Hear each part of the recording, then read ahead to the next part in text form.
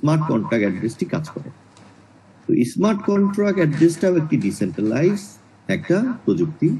Blockchain বা bitcoin বা ইথেরিয়ামের যে ওয়ালেট, সেটাও একটি ডিসেন্ট্রালাইজ প্রযুক্তি। দুটো প্রযুক্তি আপনি দেখতে পারবেন লেজার শিট অর্থাৎ ইথার স্ক্যানে। ইথার স্ক্যান কি জিনিস?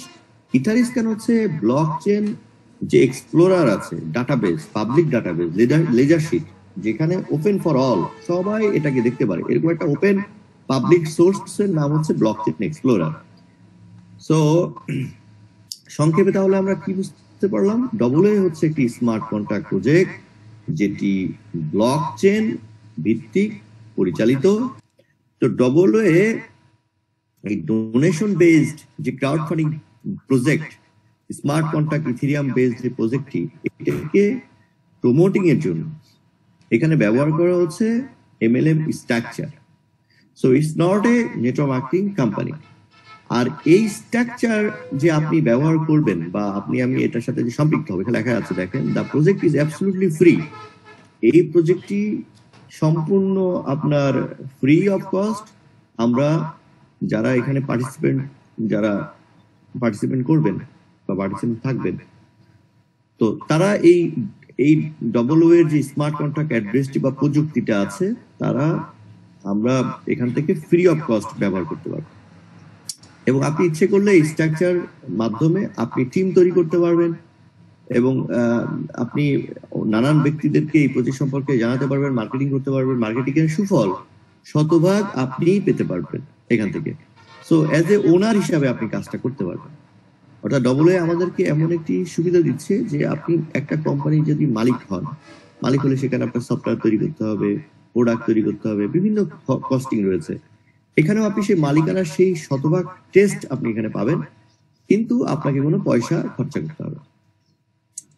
আচ্ছা, তো এটার যে ডাটাবেস, সেই ডাটাবেসটাও আপনার ইথার স্ক্যানে লোডেড করা রয়েছে, যে কারণে ইচ্ছে করলেও কোনো অ্যাকাউন্ট কেউ এখান থেকে ওপেন করার পর কেউ ক্লোজ করতে পারবে না। ইভেন যিনি এটার ক্রিয়েটর আছেন, উনিও এটা ইচ্ছে করলে আমাদের অ্যাকাউন্ট ক্লোজ করতে পারবে না, কারণ ক্রিয়েটর যিনি আছেন উনিও কিন্তু এই সিস্টেমটা লোড করার পরে এখান থেকে আর কোনো কিছু চেঞ্জ করার ক্ষমতা রাখেন। তাহলে ভাই ডবলওয়েটা বলতে সহজে আমরা বুঝলাম এটা একটা নাম্বার। এই যে নিচে যে নাম্বারটা দেখছি, নাম্বার। যেমন আপনি একটা বিটকয়েন অ্যাকাউন্ট খুললে যেরকম একটা নাম্বার থাকে, ওই নাম্বার কেউ হ্যাক করতে পারে না। ওই নাম্বারের থ্রুতে সারা পৃথিবীতে আপনি লেনদেন করেন, টোটাল লেজার শিট যেভাবে আপনি দেখতে পারেন, ঠিক একইভাবে এই ডবলওয়ে মানে হচ্ছে স্মার্ট কন্ট্রাক্ট এরকম একটা নাম্বার, যে নাম্বারের সমস্ত লেনদেন আপনি এরকম দেখতে পারবেন। ওকে, সো এবার আসছি যে ডবলওয়েতে আমরা কি প্রমোট করবো, এটা কি ধরনের প্রজেক্ট। এতক্ষণ আমরা বেস ব্যান্ড নিয়ে আলোচনা করলাম। সো এটি হচ্ছে একটি donation based crowd funding movement, অর্থাৎ it's part of the crowd funding. আপনারা অনেকেই জানেন ক্রাউড ফান্ডিং সম্পর্কে, হয়তো ধারণা রয়েছে অনেকেরই। জানেন যে পৃথিবীতে what is the crowd funding? Crowd funding মানে small amount, lot of people যখন তাদের স্মল অ্যামাউন্টটি দিয়ে একত্রিত করে একটা সুফল পাওয়ার চেষ্টা করে, একটা প্রজেক্ট ডেভেলপ করে সেখান থেকে একটা সুফল পাওয়ার চেষ্টা করে, সেই সিস্টেমটাকে আমরা বলি হচ্ছে crowd funding. So crowd funding এর এখন বিভিন্ন কান্ট্রিতে বিভিন্ন অর্গানাইজেশন তাদের ক্রাউড ফান্ডিং এই সিস্টেমটাকে রান করছে। আমাদের মতো দেশগুলোতেও ক্রাউড ফান্ডিং গভর্নমেন্ট লেভেল থেকে প্রমোট হচ্ছে, বেসরকারি এনজিও যেগুলো আছে সেখান থেকেও প্রমোট হচ্ছে। সো এটা একটা বড় একটা সাবজেক্ট হয়ে দাঁড়িয়েছে অর্থনীতির এখন জায়গাটাতে, এবং নেক্সট 2 বছরের মধ্যে প্রায় $89 বিলিয়ন এই ক্রাউড ফান্ডিং এই প্রজেক্টগুলোতে টার্নওভার হবে। So it's a very big market. So তো যেহেতু এই ডবলের কোনো ওনার নেই, সেহেতু ওনার যদি না থাকে তাহলে এর কোনো অ্যাকাউন্ট নাই। এই কারণে আমরা ছোট স্মল অ্যামাউন্টই কোনো ওনার বা কোনো ব্যক্তিকে সরাসরি দিয়ে একটা প্রজেক্ট যে করব সেই অবস্থাটা নেই। তো সে কারণে ডবলওয়ে কি করছে? ডবলওয়ে হচ্ছে ক্রাউড ফান্ডিং মুভমেন্ট, অর্থাৎ পিপলস টু পিপল। সাধারণত ক্রাউড ফান্ডিং প্রজেক্টগুলো হয় হচ্ছে আপনার আমার ছোট অ্যামাউন্টটা নিয়ে একটা কেন্দ্রে যায়, অর্থাৎ অ্যাকাউন্টে যায়, সেই অ্যাকাউন্ট থেকে কোনো একটা প্রজেক্ট তৈরি হয়ে আবার পাবলিকের কাছে আসে, প্রফিট বা লস যেটাই আমরা বলি না কেন। দুরকমই হতে পারে। একটা হচ্ছে নন প্রফিটেবল, অর্থাৎ আপনি ডোনেশন করলেন বা ক্রাউড ফান্ডিং তৈরি করলেন, কিন্তু মানুষের কল্যাণের ক্ষেত্রে সেটা কাজে লাগালেন, সেখান থেকে আপনি কোনো আউটপুট আশা করলেন না।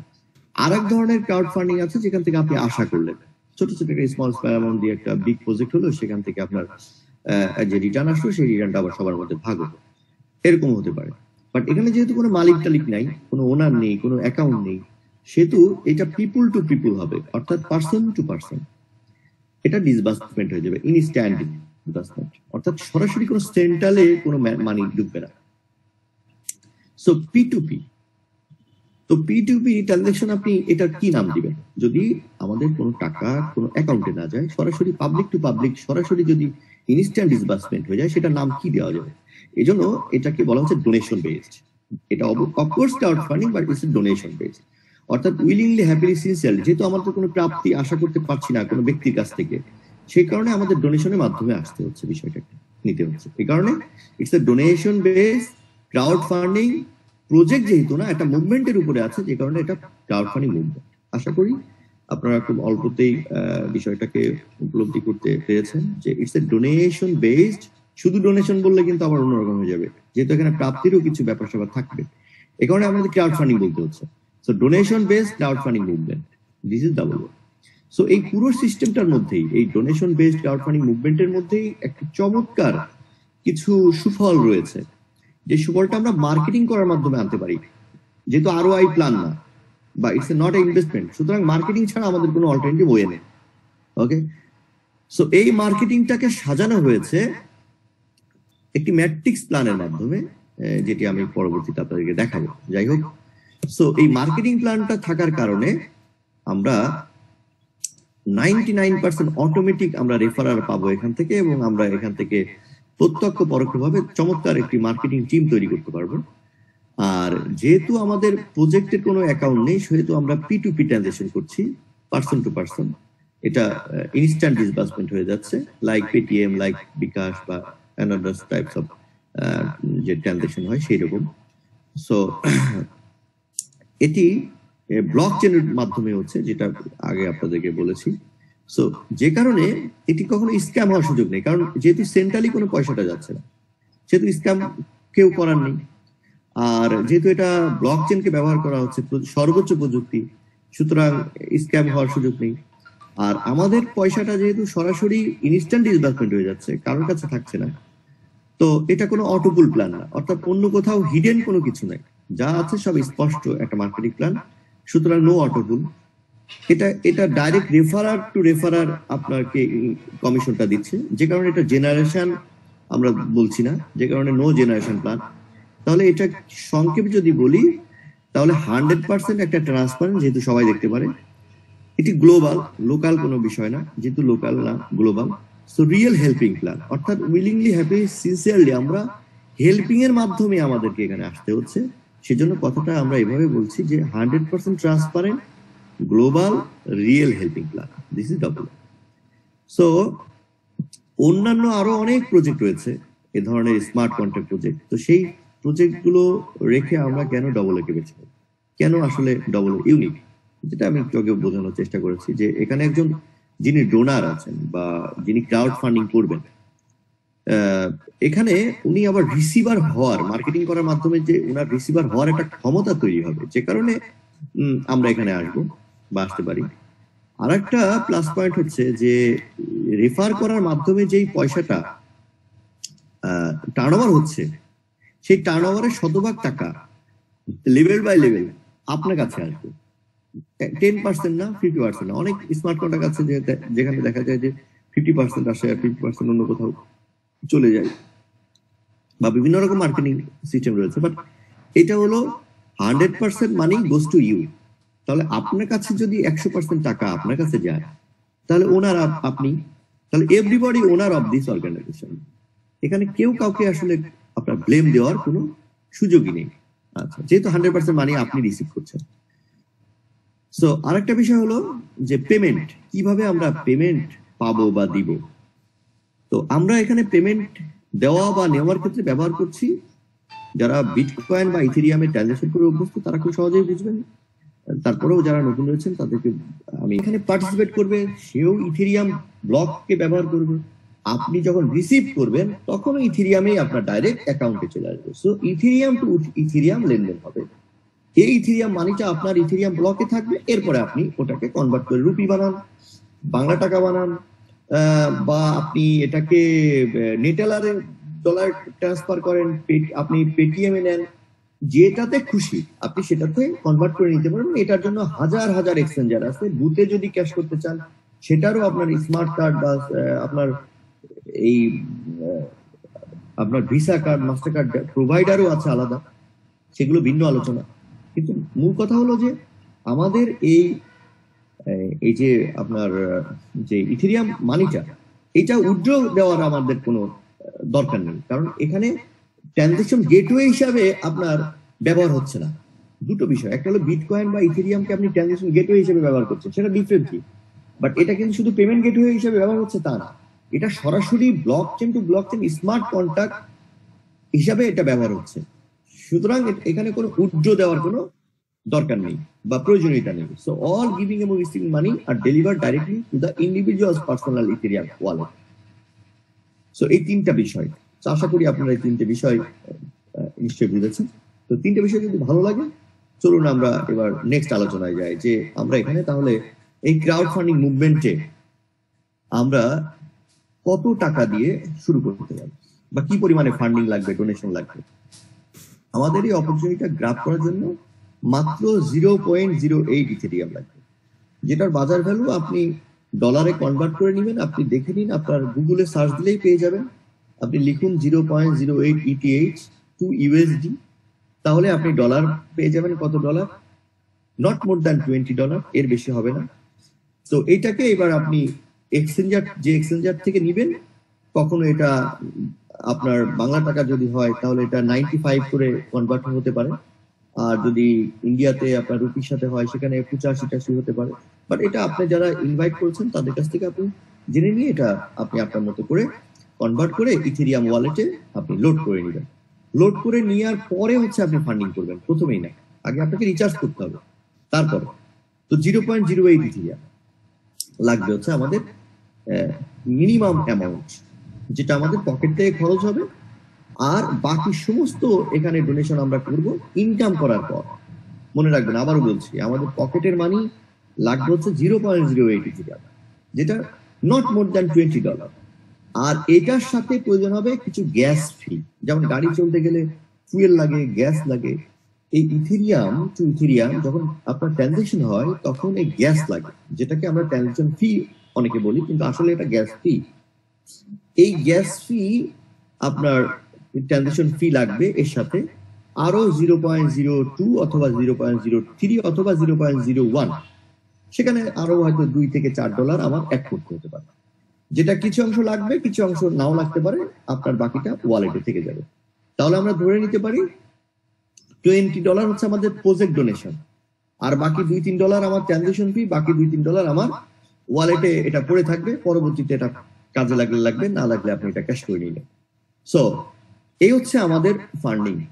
তাহলে এবার প্রশ্ন রাখি যে এই ফান্ডিংটা দিয়ে আমরা কি কি কাজ করতে পারি, কোন প্রজেক্টে এই ফান্ডিংটা আমরা করে কতটুকু বেনিফিশিয়ারি হতে পারি, যার যার জায়গা থেকে এটা আমরা প্রশ্ন রাখি।